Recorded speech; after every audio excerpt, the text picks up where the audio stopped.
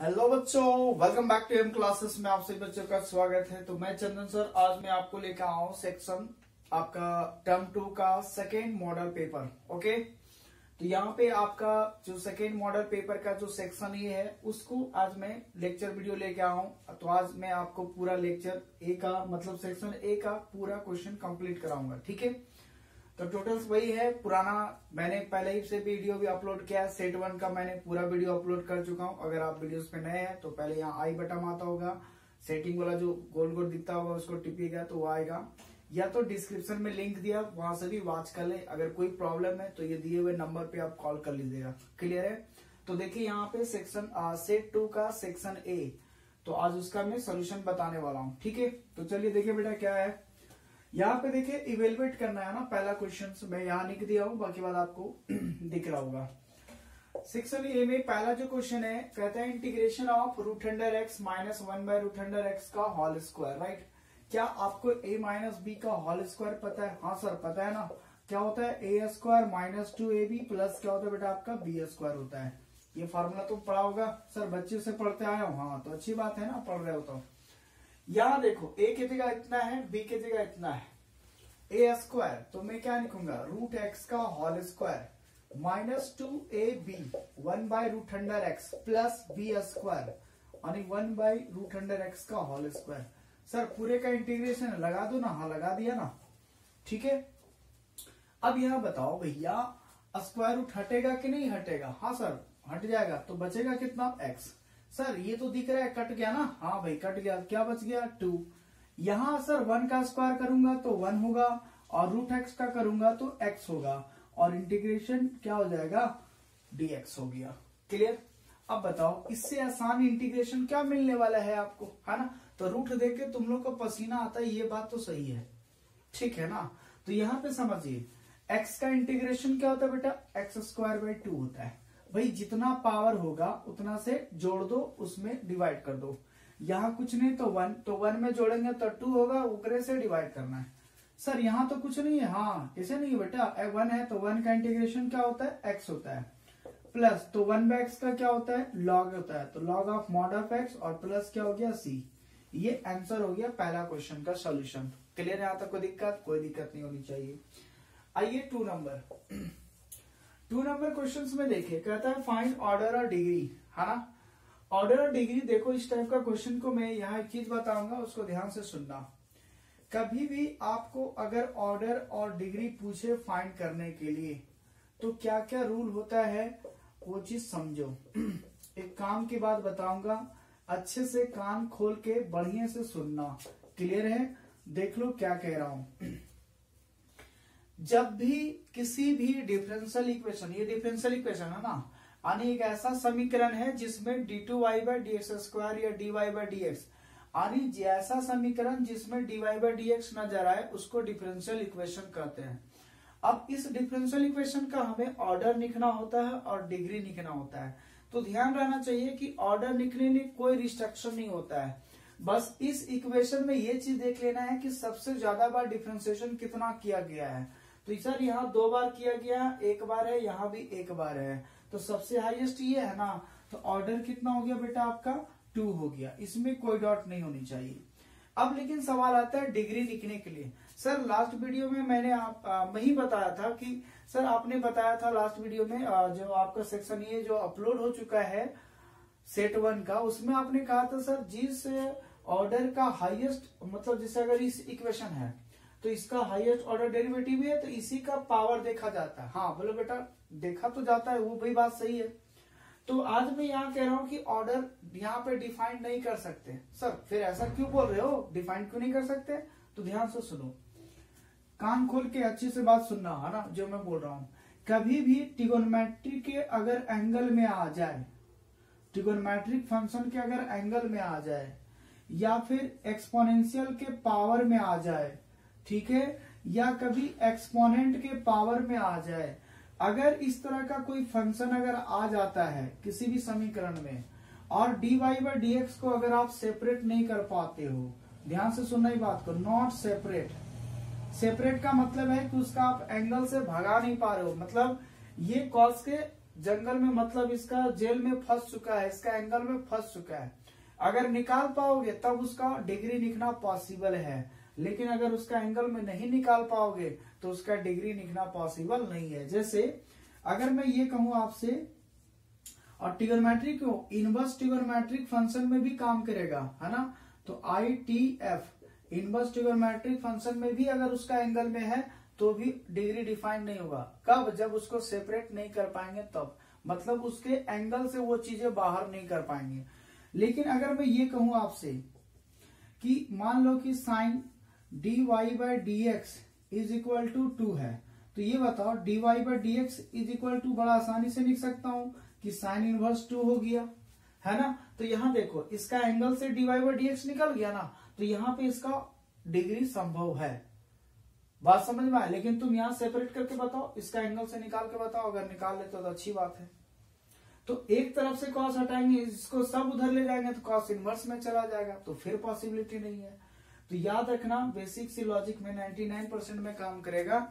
जब आपका किसी डिफरेंशियल इक्वेशन में कॉस मतलब ट्रिगोनोमेट्रिक एंगल में, इनवर्स ट्रिगोनोमेट्रिक एंगल में, ई का पावर में या ए का पावर में अगर dy/dx नजर आएगा तो वहां पे डिग्री हम लोग नहीं लिखेंगे, लिखेंगे नॉट डिफाइंड। लिखेंगे तब जब उसको हम सेपरेट कर पाएंगे। सेपरेट का मतलब अगर कोई इस टाइप का दे दिया और आपने उसका एंगल से निकाल दिया, मतलब उसको जेल से बाहर कर दिए हो, तब वहां पे उसका डिग्री डिफाइंड है। बात समझ में आया? तो यहाँ पे इसका जो डिग्री होगा वो डिफाइंड नहीं है, तो डिग्री इज नॉट डिफाइंड। समझ में आई बात? बोलो यस या नो। इसी बात पे आप लाइक कर दें और एक शेयर कर दें। क्लियर है बेटा? चलो भाई, अब देखते हैं नेक्स्ट क्वेश्चन क्या है। क्या है आपका, है ना। नेक्स्ट क्वेश्चन आपका 3 थर्ड नंबर का सोल्यूशन क्या होगा? कहता है फाइंड यूनिट वेक्टर। क्या ज्ञात करना है बेटा? Unit vector in the direction of vector this. ठीक है, तो मान लेते हैं कि let a vector is equal to है I + j - k। मैंने इस वेक्टर को क्या मान लिया बेटा? ए वेक्टर मान लिया। अब इसका क्या ज्ञात करना है? यूनिट वेक्टर ज्ञात करना है। तो यूनिट वेक्टर को हम लोग ए कैप से डिनोट करते हैं। यूनिट वेक्टर को किससे डिनोट करते हैं? ए का पावर कैप लगा देते हैं। ए कैप का मतलब क्या होता है? तो वेक्टर ए अपॉन उसी का मैग्नीट्यूड से डिवाइड करना, तो ये यूनिट वेक्टर कहलाता है। ये यूनिट वेक्टर का फॉर्मूला होता है कि ए कैप बराबर A vector upon magnitude of A vector. अब क्या होता है कि ए वेक्टर जो है उसको लिख दो IJ - k। इसका मैग्नीट्यूड कैसे निकालते थे? तो मैं पीछे वीडियो में भी कहा हूं कि जो भी IJ का कोफिशिएंट होता है उसको स्क्वायर करके जोड़ देते हैं। तो यहाँ 1 का स्क्वायर, यहाँ 1 का स्क्वायर, यहाँ -1 का स्क्वायर। अरे कुछ भी है तो 1 तो है ना कोफिशिएंट यार। अब यहाँ पे I रहने देते हैं, यहाँ J रहेगा, यहाँ -k रहेगा। तीनों जोड़ेंगे तो कितना होगा बेटा? आपका 3 होगा। अब इसको अलग अलग डिवाइड करो, 1/3I + 1/√3J और -1/√3k। यही आपका यूनिट वेक्टर निकल गया और आंसर हो गया। ठीक है, यहाँ तक कोई दिक्कत? कोई दिक्कत नहीं। तो कभी भी यूनिट वेक्टर निकालना रहेगा तो उसी का वेक्टर में उसी का मैग्नीट्यूड से डिवाइड कर देना, तो वो यूनिट वेक्टर निकल जाता है। ठीक है, अब आगे का क्वेश्चन क्या है? आगे का क्वेश्चन है, कहता है find the value of lambda. आपको लेमड़ा का वैल्यू फाइंड करना है। कहता है for which the vector a and b are perpendicular to each other. अब यहाँ क्या है कि दो वेक्टर हैं जो आपस में परपेंडिकुलर है। आपस में क्या है? परपेंडिकुलर है। तो ध्यान से सुनो, कभी भी अगर दो वेक्टर को हम परपेंडिकुलर कहेंगे जब इसका डॉट प्रोडक्ट 0 के बराबर हो जाए। ठीक है, इसका डॉट प्रोडक्ट क्या होंगे? 0 हो जाएंगे। अगर दो वेक्टर का डॉट अगर 0 है तो पक्का वो दोनों परपेंडिकुलर है आपस में, और अगर उसका परपेंडिकुलर है तो उसका डॉट प्रोडक्ट 0 होगा। ये बात भी श्योर है। बात समझ में आया? तो यहाँ पे देखो बेटा, ए वेक्टर में क्या दिया है आपका? तो सर ए वेक्टर है 3I + j - 2k। B vector क्या है बेटा आपका? I है प्लस λj है -3k है। अब चूंकि ए वेक्टर, तो अगर ए वेक्टर इतना है, बी वेक्टर इतना है, तो उसका अगर दो वेक्टर आपस में अगर परपेंडिकुलर है तो उसका डॉट प्रोडक्ट क्या होता है? 0 के बराबर होता है। ठीक, अब यहां से समझो, इन दोनों का डॉट प्रोडक्ट क्या होगा, तो मैं लिख देता हूं 3i प्लस जे माइनस 2k, फिर डॉट बी वेक्टर क्या है i plus lambda J minus 3k, इन दोनों क्या है 0 के बराबर है। अब देखो दो वेक्टर के बीच में अगर डॉट निकालना हो तो i वाला कोएफिशिएंट i के साथ गुना करेंगे 3, j वाला j के साथ तो हो जाएगा 1 इंटू लेमड़ा -2 और -3 प्लस हो जाएगा 3 दूना 6 बराबर क्या होगा 0। क्या यहाँ से लेमड़ा फाइंड होगा, सर बड़ा इजी से फाइंड हो गया, 6 3 9 उधर जाएगा -9 हो गया, यही आपका क्या हो गया आंसर हो गया। क्लियर है। तो इस तरह से आप अगर दो वेक्टर परपेंडिकुलर है तो यही बात याद रखिएगा कि उसका डॉट प्रोडक्ट 0 हुआ। इन दोनों वेक्टर का मैंने डॉट प्रोडक्ट निकाल दिया, ए आया इधर 0 रहा, 6 और 3 9 हो गया, इधर आ गया तो माइनस में हो जाएगा, लेमड़ा बराबर कितना हो गया -9 आ गया। यही बात आपको लाना था। ठीक है, क्या 2 नंबर लेने में कोई दिक्कत नहीं।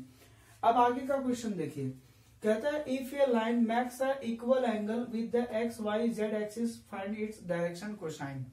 अब देखो ये आपको इसका डायरेक्शन कोसाइन ज्ञात करना है जो इक्वल एंगल ज्ञात हो, है ना। तो देखो डायरेक्शन कोसाइन कैसे ज्ञात करते हैं इक्वल एंगल में, है ना। क्वेश्चन नंबर 5 में कहता है if a line makes a equal angle, आपको ये है कि अगर वह कोई इक्वल एंगल बना रहा है तो उसका डायरेक्शन कोसाइन बताओ। देखो मैंने वेक्टर का काफी वीडियो अपलोड कर चुका हूँ 12th क्लास का, आप प्लेलिस्ट में जाके चेक करके आप वॉच कर सकते हैं। फिलहाल यहाँ समझो, ये मान लो 3 एक्सिस है, ये एक्स एक्सिस है, ये वाई एक्सिस है और ये क्या है बेटा आपका जेड एक्सिस। ठीक है, अब ये कहता है कि कोई लाइन होगा, सपोज करो कि एक लाइन हमारे पास ये वाला है, ध्यान से देखना कि ये लाइन कैसा होगा। ये लाइन है ये वाला, ठीक है ना, ये देख रहे हो, ये 3 ठो आपका रहेगा, जिसे मैं दिखा रहा हूं आपको, है ना। ये देखो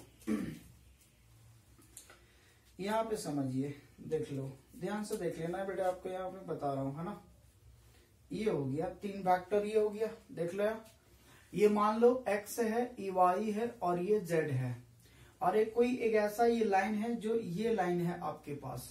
ठीक, अब यहां से ये तीनों कोऑर्डिनेट होगा, इसका y का भी, x का भी और z का भी, तभी तो ये पॉइंट टिका होगा। तो z का भी है, x का भी है और आपका y का भी है। तो यही लाइन मैंने यहाँ पे खींचा हुआ है। थोड़ा सा 3D फील करके निकलना बेटा, मैं क्या करूं, है ना, आपको मैं समझाने का प्रयास कर रहा हूं। तो ये मैं फिर से कह रहा हूं, ये मान लो y है, ये आपका क्या है x है, ये y है, ये x है और ये आपका z है। ये पॉइंट एक लाइन है जो ये आपका कलम गया। ठीक, अब यहाँ पे समझो, जिसमें एक लाइन से सभी के साथ इक्वल एंगल बनाता है, तो ये मान लो x के साथ हम लोग अल्फा बनाते थे, y के साथ बीटा बनाते थे और z के साथ हमेशा गामा बनता है। ठीक है, अब ये तीनों जो एंगल है गामा के साथ, z के साथ क्या बनाते हैं गामा। तो यहाँ ये कह रहा है कि तीनों एंगल हमेशा इक्वल बन रहा है, अल्फा बीटा गामा तीनों क्या है बेटा आपका इक्वल है। ये कंडीशन में दिया हुआ है, हम नहीं बोल रहा हूँ, खुद से कंडीशन में दिया हुआ है कि एक लाइन के थ्रू जो भी एंगल बनता होगा वह इक्वल एंगल है, तो वह एक्स एक्सिस के साथ भी, वाई एक्सिस के साथ भी और जेड एक्सिस के साथ, तो उसका डायरेक्शन कोसाइन ज्ञात करना है। तो ध्यान से सुनो, कभी भी एक्सिस के साथ अगर इक्वल एंगल बना रहा है तो या तो पूरा बीटा मान लो, या तो पूरा गामा मान लो, या तो पूरा अल्फा मान लो, तीनों में से किसी एक को पूरा मान लेना। ठीक, अब समझो, अब डायरेक्शन कोसाइन का फार्मूला क्या होता है, हम लोग जानते हैं थे फार्मूला, वी नो दैट या सिंस कि cos square alpha plus cos square gamma, ठीक, sorry cos square alpha plus cos square beta plus cos square gamma is equal to होता है 1। ये एनी टाइम याद रखना, डायरेक्शन कोसाइन में तीनों का जो एंगल के साथ स्क्वायर करके जो जोड़ेंगे वो उसका सम कितना होगा 1 होगा। ठीक, अब ये फार्मूला होता है, तो ये लिख लेना वी नो दैट करके। अब ये कहता है कि कॉस स्क्वायर, मान लो हम अल्फा रखें तो बीटा के बदले भी कितना बैठा सकता हूँ, अल्फा बैठा सकता हूँ, तो यहाँ पर भी बैठा देंगे कॉस स्क्वायर अल्फा। फिर गामा के लिए भी क्या बैठा, क्योंकि तीनों इक्वल है ना, तो तीनों एक कंडीशन में लेके आएंगे, ठीक है ना। और यहाँ भी क्या बैठा देंगे कॉस स्क्वायर अल्फा बराबर कितना होगा 1। अब ये देखो 3 ठो हो गया हमारे पास, कॉस स्क्वायर अल्फा बराबर कितना हो गया 1 हो गया। ये बताओ कॉस स्क्वायर अल्फा बराबर कितना होगा 1/3 होगा। यानी कॉस स्क्वायर अल्फा बराबर कितना लिख देगा 1/√3, क्योंकि जब इधर स्क्वायर हटेगा तो इधर रूट चढ़ेगा, है ना। तो कॉस अल्फा बराबर कितना हो गया 1/√3। सर प्लस माइनस में नहीं आएगा? हाँ आएगा, क्यों नहीं आएगा। ये बताओ अल्फा बराबर क्या होगा, तो कॉस इनवर्स 1/√3 हो जाएगा, ठीक है। अब यहीं पे देखो, तो हमको यहाँ तो एंगल फाइंड करना नहीं है, सिंपली हमको क्या निकालना था, डायरेक्शन कोसाइन। अब यहाँ सोचो कॉस अल्फा ये निकल गया, अब अल्फा किसके बराबर है, बीटा बराबर भी है और गामा बराबर भी है। तो ये देखो, इसलिए हम कह सकते हैं सिमिलरली कि कॉस बीटा बराबर भी कितना हो जाएगा 1/√3, कॉस गामा बराबर भी कितना हो जाएगा 1/√3, क्योंकि अल्फा बीटा गामा सब इक्वल है। अब ये देखो, इसी कॉस अल्फा को ही बोला जाता था एल, कॉस बीटा को स्मॉल एम बोलते हैं और कॉस गामा को स्मॉल एन, और यही तीन चीजों को कहते हैं हम लोग डायरेक्शन कोसाइन बोलते हैं। क्या बोलते हैं बेटा इसको, डायरेक्शन कोसाइन। तो यही तीन ठो आंसर हो गया था, ठीक है। यहाँ तक कोई दिक्कत नहीं होनी चाहिए। तो फिर से समझाता हूँ, कह रहा था कि एक्स वाई और जेड के साथ कोई लाइन होगा जो इक्वल एंगल बना रहा था। तो हम लोग जानते हैं कि एक्स के साथ हमेशा अल्फा बनाता है, वाई के साथ बीटा और जेड के साथ हमेशा गामा, और तीनों का स्क्वायर का सम 1 होता है। अब अल्फा बीटा गामा सब इक्वल है, तो मैंने 1 डिग्री में कन्वर्ट कर दिया, करने के बाद जोड़ने के बाद आया 1/√3। अब चूंकि अगर कॉस अल्फा बराबर इतना है तो जाहिर सी बात है कि अल्फा किसके बराबर है, बीटा, तो यहाँ कॉस बीटा हो जाएगा, और फिर बीटा भी किसका, गामा, तो फिर यहाँ गामा, यानी तीनों का डायरेक्शन रेशियो क्या क्या आ गया 1/√3 1/√3 1/√3 1/√3। अगर यहाँ तक आपको क्लियर है तो वीडियो को अभी तुरंत शेयर करो 5 लोगों को, क्लियर है, और एक लाइक जरूर कर लेना, क्लियर। अब देखते हैं, देखो ये 5 क्वेश्चन अगर आप सॉल्व कर देते तो आपका क्लियर हो गया, 10 नंबर हो गया। लेकिन 2 क्वेश्चन और बचा तो मैं वो भी बता दूंगा, शायद वो आपको अच्छा और लग जाए, क्लियर है। तो देखते हैं नेक्स्ट 2 क्वेश्चन क्या है, छठा और 7वां देखिए, ठीक है। तो पहले छठा देख लेता हूँ। ये भी डायरेक्शन क्वेश्चन का बेसिक है और बड़ा अच्छा क्वेश्चन है ना, कॉन्सेप्टुअल क्वेश्चन है। कहता है write down direction cosine of x y z axis, यानी एक्स एक्सिस पर डायरेक्शन कोसाइन क्या होगा, वाई एक्सिस पर डायरेक्शन कोसाइन क्या होगा, और जेड एक्सिस पर डायरेक्शन कोसाइन क्या होगा। अभी इक्वलिटी ला एंगल बताएं, अब यहां से समझो। देखो एक चीज बताता हूं, कहा गया तीनों कलम यार, यहां समझो। ये देखिए, अभी जो बता रहा था मैं यही चीज समझा रहा हूं, है ना। ये हो गया आपका 3 चीजें, है ना। तो क्या क्या हो गया आपका, पहले मैं यहाँ छाप देता हूं। ये हो गया, मान लो एक्स एक्सिस है, जेड है, और ये क्या है वाई, और एक लाइन है, ठीक। अब ये लाइन वेरिएबल लाइन है, यहाँ समझो। ये देखो इस टाइप का दिख रहा है आपको, हाँ सर दिख रहा है सर। ये आपका एक्स है, ये वाई है, और ये क्या है जेड है। ये एक्स है, वाई है, जेड है, ठीक। ये लाइन आपका, ये लाइन है, क्या है, लाइन है, जो कभी एक्स एक्सिस के अकॉर्डिंग रहता है, तो कभी वाई एक्सिस पास, तो कभी जेड एक्सिस के पास, ठीक है। तो कहता है कि एक ऐसा write down the direction cosine of x y and z axis, यानी एक्स एक्सिस पे डायरेक्शन कोसाइन क्या होगा, सिर्फ इसी लाइन पे ज्ञात करना है। इस लाइन पे डायरेक्शन कोसाइन ज्ञात करना है, इस लाइन पे डायरेक्शन कोसाइन ज्ञात करना है, ठीक है। अब इसमें मान लो अदर नहीं है, तो ध्यान से सुनो। जिस समय अगर मैं कहूंगा एक्स एक्सिस पे ही, तो एक्स एक्सिस पे खुद का एंगल कितना बनाएगा, 0 डिग्री बनाएगा। ये लाइन खुद का कितना पे बनाएगा, 0, लेकिन दूठो इस पे आपस में परपेंडिकुलर होगा ना, तो ये दोनों तो 90-90 बना देगा। जिस समय हम वाई एक्सिस पे बात करेंगे तो वाई पे 0 बनेगा, और ये दोनों इस पे परपेंडिकुलर होगा, तो ये दोनों फिर 90-90 बनाएगा। जब हम जेड पे बात करेंगे तो जेड पे 0 डिग्री बनाएगा, खुद का लाइन ये इसके साथ साट दिया, तो क्या हो गया 0 डिग्री बन गया ना, ठीक है। तो ये इसके पास 0 डिग्री बन गया, तो ये दोनों एक पे तो क्या है, परपेंडिकुलर है, बात समझ में आ रहा है। तो जिस एक्सिस पे कहा जाएगा उस डिग्री पे उसका 0 रहेगा, और अदर 2 जो एक्सिस होंगे उस पे वो परपेंडिकुलर होंगे, मतलब 90-90 डिग्री बनता होगा। तो यहाँ पे समझो, क्योंकि सब सिमिलरली करके हम लोग यहाँ पे लिखेंगे, है ना। तो यहाँ पे समझो, अगर मैं एक्स एक्सिस का बात कर रहा हूँ, फॉर एक्स एक्सिस, ठीक है, तो एक्स एक्सिस पे डायरेक्शन कोसाइन क्या होता है, तो डायरेक्शन कोसाइन उस समय कौन कौन डिग्री बनाएगा, तो 0 डिग्री बनाएगा। ये जो आपके पास है लाइन जो है ये वाला, है ना, तो लो एक्स एक्सिस पे ला दिए, अब इसके साथ कितना डिग्री बना रहा है, 0 डिग्री बनाएगा ना एक्स के साथ, तो एक्स के साथ एक 0 डिग्री बनाएगा। लेकिन ये दोनों जो लाइन है, मान लो मार्कर यहाँ पे सट गया, तो जो मार्कर यहाँ पे सट गया तो ये तो 0 डिग्री हो गया, तो ये दोनों तो इस पे परपेंडिकुलर पड़ा हुआ है ना बीपी, तो इसका मतलब y वाला भी 90 डिग्री इसके पास बनाएगा और z वाला भी 90 डिग्री बनाएगा। तो यहाँ पे कितना डिग्री कौन कौन हो गया, तो यहाँ पे एक 90 डिग्री हो गया, दूसरा का भी क्या आएगा 90, यही तो हमारे पास हो गया। मतलब अल्फा 0 डिग्री और बीटा 90 डिग्री और गामा भी कितना हो गया 90 डिग्री। इसलिए कॉस अल्फा डायरेक्शन कोसाइन कहते हैं कॉस अल्फा, यानी एल बराबर हम लोग क्या कहते हैं, एल बराबर कहते हैं कॉस अल्फा। तो एल कितना हो गया हमारा कॉस 0 का वैल्यू 1। एम कहते हैं कॉस बीटा, तो यहाँ हो जाएगा कॉस बीटा 90, कितना हो जाएगा 0। एन कहते हैं कॉस गामा, तो यहाँ कितना हो गया कॉस 90, ये भी क्या हो गया 0। यानी इस लाइन पे एक्स एक्सिस पे डायरेक्शन कोसाइन क्या हो गया 1 0 0 हो गया, आंसर खत्म। ये एक्स एक्सिस पे निकल गया। सिमिलरली अगर इसी तरह से आप निकालिएगा वाई एक्सिस पे, तो वाई एक्सिस पे एल का मान क्या आएगा बताओ। तो अब इस पे रहेगा मार्कर ये वाला लाइन, तो ये तो 0 डिग्री हो गया, लेकिन ये इस पर परपेंडिकुलर हो गया, ये इस पर परपेंडिकुलर, तो जब इसका निकालोगे तो 0 1 0 हो जाएगा, और जब इस पे निकालिएगा तो क्या होगा, तो 0 0 1 हो जाएगा। बात समझ में आ रहा है। तो एल बराबर कितना होगा 0, एम बराबर कितना होगा 1 और एन बराबर 0। तो नंबर 1 में ये हो गया, नंबर 2 में ये, और नंबर 3 में जब आपको जेड एक्सिस पे कहा जाएगा तो उसका डायरेक्शन कोसाइन क्या होगा, तो एल भी 0, एम भी 0 और एन कितना हो जाएगा बेटा 1। तो ये कोऑर्डिनेट के आधारित है। अगर एक्स एक्सिस है तो एक्स का मान रहेगा 2 ठो 0 रहेगा। अगर वाई एक्सिस पे डायरेक्शन कोसाइन कह रहा है तो वाई का मान 1 कर देना, 2 ठो 0 कर देना। और अगर जेड एक्सिस पे बात करेगा तो जेड का वैल्यू 1 रखना और दोनों ठो आपको 0 कर देना है, एक्स और वाई का।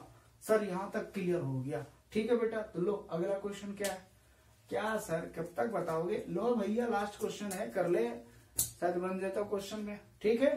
चलो भाई, लाइक करता है कि नहीं, कर, पहले लाइक करो तब बताएंगे, है ना। यहाँ देखो, evaluate P A intersection B if 2PA बराबर 2PA बराबर PB बराबर 5/15, सॉरी 13 दिया हुआ है। ध्यान से सुनो, गिवन डाटा का दिल और भैया सर दिया है ना सर, 2PA बराबर है PB बराबर है 5/13। सर ये दोनों अगर इसके बराबर है तो हम कह सकते हैं कि 2PA बराबर है 5/13 एंड PB बराबर भी हो जाएगा 5/13। क्या इतना लिख सकता हूं, ये इसके बराबर भी हो सकता है, ये वाला इसके बराबर भी हो सकता है, ठीक। इसका मतलब यहाँ से PA का मान कितना निकलेगा 5, सर 2 गुना में इधर आएगा तो भागा में आ जाएगा, 13 दुना कितना होगा बेटा आपका 26 हो जाएगा, ठीक। एंड ये ला PB रहने देते हैं 5/13। यहाँ तक कोई डाउट है, कोई डाउट नहीं सर, क्वेश्चन में दिया था लिख लिया। ऑल्सो आपको क्या दिया हुआ है भाई, PA/B बराबर कितना दिया 2/5। अब हम लोग ये जानते हैं सेंस कि PA/B बराबर होता है, P बोले थे A इंटरसेक्शन B अपॉन क्या होता है PB। ये मैंने पिछला वीडियो में भी अपलोड किया हूं, है ना। अगर आप पहले का वीडियो देख लिए होंगे तो ये फॉर्मूला हो गया होगा। अगर PA/B है तो इन दोनों का इंटरसेक्शन और जो नीचे रहेगा ओकर प्रोबेबिलिटी से भागा दे देते हैं। लेकिन हमको चाहिए क्या, PA इंटरसेक्शन B, क्योंकि हमें ये पता है, ये पता है, इंटरसेक्शन पता है क्या नहीं, वही तो निकालना है। तो ये बताओ यहाँ से मैं क्या लिख सकता हूँ, क्या मैं लिख सकता हूँ PA इंटरसेक्शन B बराबर PB इंटू PA/B। हाँ सर ये लिख सकता हूँ, क्योंकि इधर डिवाइड में इधर आ जाएगा मल्टीप्लाई में, तो ये डाटा हो जाएगा, हमको यही तो चाहिए। अब यहाँ से समझो कि PA इंटरसेक्शन B बराबर क्या होगा, तो PB का मान कितना हो गया बेटा आपका 5/13 है, तो 5/13 लिख देंगे। A/B का मान कितना है 2/5 है, तो 2/5 लिखे, 5 से 5 कट गया, 2/13 बच गया, यही आंसर हो गया, ठीक है। यहाँ तक कोई दिक्कत, तो प्रोबेबिलिटी का भी क्वेश्चन आपसे आसान पूछा जा रहा है, कोई भी दिक्कत नहीं होनी चाहिए आपको यहाँ तक, ठीक है ना।